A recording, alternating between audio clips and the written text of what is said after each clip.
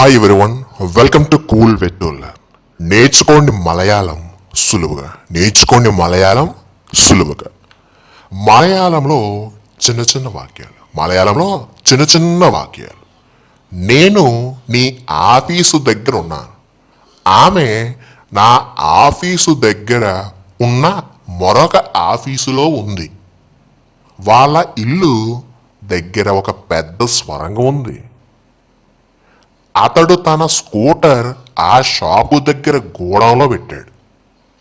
ఇలాంటి ఎన్నైనా వాక్యాలు మీరు మలయాళంలో చాలా సింపుల్గా మాట్లాడవచ్చు.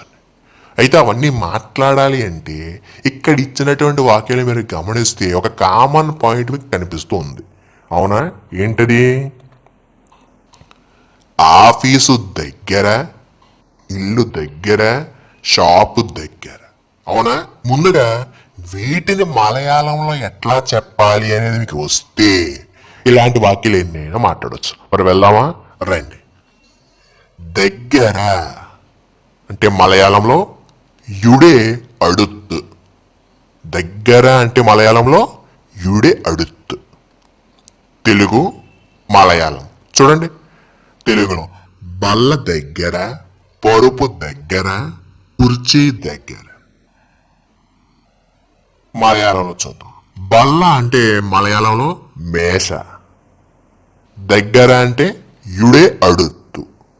బల్ల దగ్గర మలయాళంలో మేషయుడే అడుత్తు. మేషయుడే అడుత్తు. పరుపు దగ్గర. పరుపు అంటే మలయాళంలో కిడక్క. కిడక్క. దగ్గర అంటే మలయాళంలో యుడే అడుత్తు. పరుపు దగ్గర అంటే మలయాళంలో కిడక్కయుడే అడుత్తు. కిడక్కయుడే అడుత్తు. కుర్చీ దగ్గర. కుర్చీ అంటే మలయాళంలో కసేర. కసేర. దగ్గర అంటే మలయాళంలో యుడే అడుత్తు. కుర్చీ దగ్గర అంటే మలయాళంలో కసేర యుడే అడుత్తు. కసేర యుడే అడుత్తు. ఇప్పుడు మీకు అర్థం అవడం కోసం ఒక ఉదాహరణ. కుక్క పరుపు దగ్గర ఉంది. ఇప్పుడు ఇదే వాక్యాన్ని మలయాళంలో చెప్పాలి. చూడండి. కుక్క అంటే మలయాళంలో నాయ. నాయ. పరుపు దగ్గర మలయాళంలో కిడక్కయుడే అడుత్తు. కిడక్కయుడే అడుత్తు. ఉంది అంటే ఆన్. కుక్క పరుపు దగ్గర ఉంది అంటే మలయాళంలో నాయ కిడక్కయుడే అడుత్తు ఆన్. Nayini కిడక్కయుడే అడుత్తు on. ఓకే.